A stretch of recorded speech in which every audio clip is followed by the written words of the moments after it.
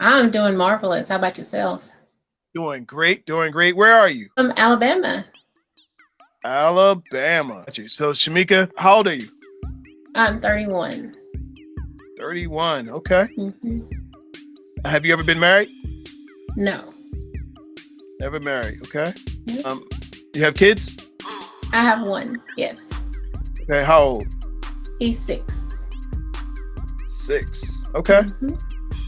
All right, Shamika, talk to me. What are you looking for in a mate? Well, I am actually looking for somebody that knows that he is a man that can provide, protect, profess, and everything that entails. That does not mind letting me be feminine so he can be masculine. I do not want to ever have to wear a man's shoes. That is your job, and I do not want to overstep. Somebody that is driven to keep excelling in life. He's not just stagnant in where he is. Say he's starting off at McDonald's. He don't want to just be working there for forever. Like, you have to progress in life. Somebody that actually takes care of his responsibilities, whether it's a house, his children, elderly mother, something that's his responsibility that he took ownership of or responsibility for. He does that. He's a man of his word. Yes. How about career wise? You into white collar, blue collar? What kind of guy you like? I am into the guy that is not afraid to be an entrepreneur, somebody that doesn't want to clock in for the rest of their life. You find the gift that you were born with and you just maximize on that. You find what you can help somebody with and you turn that into your business. Okay, stop right there, Shamika. Okay. Are you willing to help him do that? Oh, absolutely. Yeah. Or are you the type that say, I'll take care of the house, I'll take care of this the domestic activity back here. You go out there and slay the dragon. Okay, see, there's two parts to that to answer, actually, because one, I am female, obviously, but I am not just my domestic abilities. I do more than be your incubator, your chef, your maid. I'm actually an entrepreneur myself. And what I bring to the table is more than just things that you can buy. You can buy a maid. You can get somebody to have your baby for you. You can buy a chef. That's not, all that I am good for. So if I find that you're good at carpentry, maybe you need to get the license for that. And I'm really good at research, and that's why I'm in the media field. And I'll help you find out what you need to do that. And I am going to push you. So you tell me you want to do something and you're sure that's what you want to do. I am the person that's going to push you to that because I believe in you. So that's the kind of person that I am. And yes, I do work from home. So I'm not the kind of person that's just going to sit on my tail. But at the same time, I'm not the one that's going to want both of us to clock in either. So I want to be straight on that one as well. Okay. My boy Kenneth said, is this a dressing room? Are you in a dressing room? What? Kenny. No, said, does it look like a dressing room? He said, put you in there in the green room? No, I'm actually in my room. I do my own podcast where I'm a feminine coach. So this is my background. Oh, okay. All right. Now we're getting into it. All right. Femininity coach. Yes. Okay. You guys, she's a femininity coach. He said, how's your meatloaf? How is my... Okay, that's a funny question. I can make whatever that I set my mind to, but it is going to be vegan. So to whoever asked that question, it'll be meatless meatloaf, but it'll taste just the same. So, okay. Yeah. So okay. So you're a vegan. Interesting. Yes. How long you been vegan? I've been vegan. It's going on 2 years now.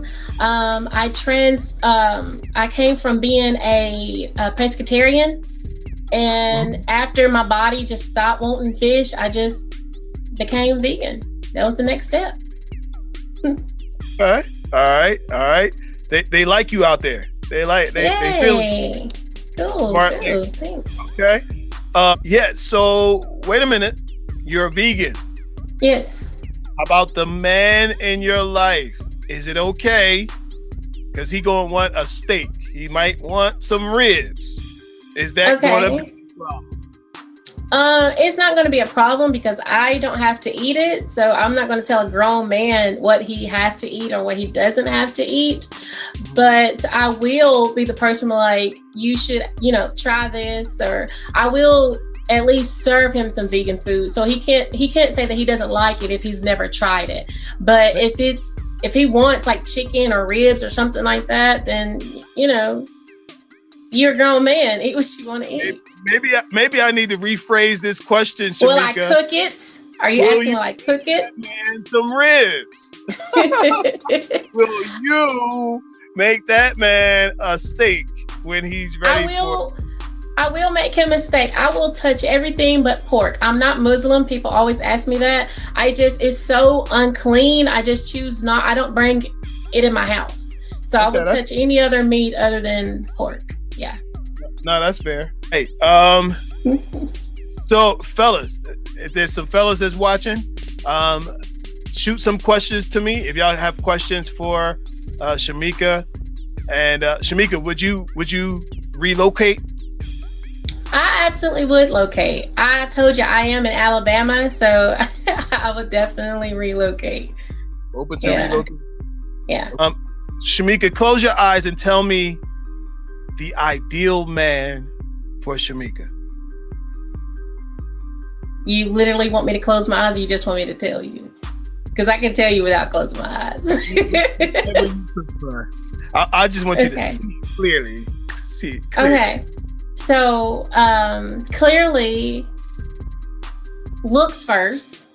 I love a guy that has good hygiene. So it doesn't matter. I'm 5'5", so I'm not really keen on height because I'm already short. So most people are taller than me. But as long as you have good hygiene, you take care of yourself, take care of your skin. If you have locks, you twist them. If you have braids, braid them. Whatever, your beard, that note. Of course, teeth. I'm a teeth fanatic, so just make sure you take care of your teeth. Looks aside, my ideal husband will be someone that is a father figure that will not, overstep his bounds. And when I say that, I mean that in the sense that, of course, I have a son, but also I'm a person that loves to learn myself. So he must be able to teach and lead me without doing it so aggressively that it's always angered, or somebody's always doing something wrong, or women are all like this. Somebody that doesn't put us all in a box. So he must be driven, like I said earlier. And when I say driven, I don't mean like society push you or your mom push you or even me as being your wife. I want you to know how to push yourself.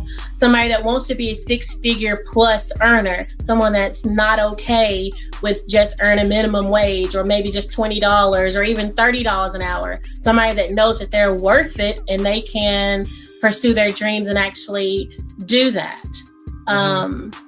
He likes to travel. He is not afraid to try new things. I'm very spontaneous. Like I am getting my aviator license now. So I like learning random new things. Like you look at me like, you can fly a plane. Like that's the kind of person that I am. So somebody that's not afraid to do that. All right. How about kids? Are you open to having more children? I am open to have more children, maybe in the next, in between the next 5 to 6 years. After that is go time. Like, we're traveling, we're seeing the world, stuff like that. So how many? I don't know, maybe 2 or 3 more. Hopefully they're twins, get it done in one go. Okay. 2 to 3 more. Mm-hmm. All right. Are you ready to be home with these kids, or are you like how we raising them? What we doing? My son is homeschooled, so of course I will be home teaching my children. I am very big in the, I guess some people call it woke or pro-blackness. And I've been a substitute teacher before, so I know what goes on in the classrooms. And I want my children to know more about who they are, where they came from, so they can excel in life. So yeah, I will be home teaching my children. Okay. And I won't be doing it alone. I do believe in having a maid and a nanny and a cook if necessary. These are things that I've already done by myself being a single mama. So I'm not struggle love. That's not me. No struggle love. No struggle love. Got you. All right. Let me see. Let me check out the question. You asked him for an age limit. Thank you. Yes. What's your age that you're looking for? I'm 31, so my age would be around 30 to 45. Like, I'm vegan, and I know most people aren't. So after that, your health starts declining, and I'm not trying to be, a nurse in a young age. So, yeah. Okay. So I noticed that you didn't go younger, and you said 30. I'm 30. Yeah. 31. I'm 31. Mm-hmm. So why didn't you say 25? A 25-year-old man, or a 28-year-old? You said. Being a lady, we don't really go backwards unless we're like maybe in our 40s or 50s, and that's when I guess they start calling us cougars. But somebody that's in their 20s and 25s or 25, to that range, are not really looking to, like, the word marriage scares them. They're looking, I'm ready to have fun, or I'm still learning who I am, or, club hopping. And it's from experience. It's not just, throwing everybody in a group. It's just like, I want you to get your life together before you bring in new life into the world, and then a new wife, and then it's like overbearing you as a man. Like, I want you to know who you are before you come and tell me who I am. So that's why I say 30. Somebody that at least got their foot through the door. Okay. Well, we assume, because there's some immature 30-year-olds. You're absolutely right. 50-year-olds, 60-year-olds. Yeah. Like, some of the stories I get from my clients, I'm like baffled. Yeah, you're absolutely right. Some of the guy is 62 years old and he acts like he's, 21, 22. Yeah. Some people are stuck in that mentality, sadly. Yeah. So I do have a question about your last relationship. When was the last time you was in a relationship? My last relationship was not that long ago. It was actually maybe a month or so ago. And I will mention, I am hypergamous, so I let people know that ahead of time. So it wasn't a ugly breakup or anything like that. So it was a clean break, and we're still cool. Wait a minute, Shamika. Wait a minute. You can't throw out a word like hypergamous and just keep on going. You're not gonna be able to do that. Okay, wait a minute. Because to me, from my knowledge of hypergamy, it means I'm swinging from the best thing that I can find to the next best thing I can find to the next best thing that I can find, and healing up from there. So come on now. I like the mantra of serial dating, and the hypergamous is just a fancier way of saying it. Like, don't get your feelings involved. You're not sleeping with these people. They know that they're not the only person. And the way I see it is, may the best one win. If he's wanting to drag his feet for 2, 3, 4 years before he pops a question, you've by being hypergamous, you've saved yourself and your youth a whole lot of heartbreaking time. Yeah. Because if he knows there's another man that can easily, like, boom, he's not going to waste his time or his money, his resources. Okay. All right. So wait. So the last time you was in a relationship was about a month ago. How long were you guys together? I think it lasted 5 months exactly. 5 months. Yeah. Okay. And was that what happened with him? He got knocked off? Like, why'd you guys break up? No, it wasn't a knockoff or anything like that. I'm actually proud of him. His job is sending him everywhere. Like literally, he working for NASA, if I can tell his business. And so they're just sending him everywhere. And for him, I'm fine with long distance. For him, he was not fine with long distance, and we just came to that agreement. So, like I said, it wasn't any hard feelings or somebody cheated. It's just everybody's not meant for long distance, and it was just a clean break. Okay. All right. But that sounds good. That sounds good. So you back on the market and open to love. All right. Yes. Yes. All right. Courtship. Courtship. Yes. Courtship. Yes. Make sure we understand that. Courtship. What do you mean by courtship? Somebody that's actually looking to know who I am instead of trying to get into my anatomy, so to speak. Somebody that's going to spend time and not afraid to spend coins to go out. And to me personally, just like I tell my girls, the only reason girls in 2020 would go on a coffee date or a book club or bookstore or anything like that is if we wanted to be kind, but we did not see a future. Because if a 99-cent coffee is all that you're willing to invest into seeing if you want me in your future, then you really don't see anything there. And you're just seeing how quickly I will or will not give up the cookies. And you're wasting my precious youth and my precious time. So wait a minute. So you're not going on a coffee date? I am not going on a coffee date. Okay. If I wanted coffee, I can make it in my living room. Even if it's to Chez Marais downtown on Peachtree Street. Okay, so no. Okay. Mm-mm. All right. Now, I'll tell you, as a coach. Now, keep in mind, I'm not in Atlanta, so I don't know where that restaurant is or what it is. But no, not here in Alabama, not these coffee shops. No. Okay. So essentially, I'm talking about, let's say, meeting at the high-end hotel where they have a restaurant down below, and you just meet for coffee.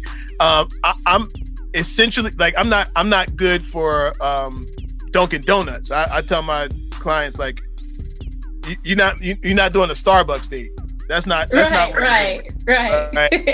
I'm not against the coffee date just for the time period of you getting to know the person, you know, but just make sure some thought went into it. And the person didn't just say, I was coming down the street near your house and I'm ready. Do you want to stop at, you want to go eat at and get a jelly donut? Say like, right. Absolutely. Yeah. We're not doing it. So the thing is, I love dressing up. I love looking my absolute best anytime I leave the house. And I'm not getting dressed up to go sip coffee at Starbucks or McDonald's or wherever people get their coffee from. Like, that's a waste of time. I'm not going to get on that soapbox, but no. Don't worry, I'm about to bring Ray back up, and he got something to say. He got something to say about that. Let me catch this comment. Leah said, that makes sense to me.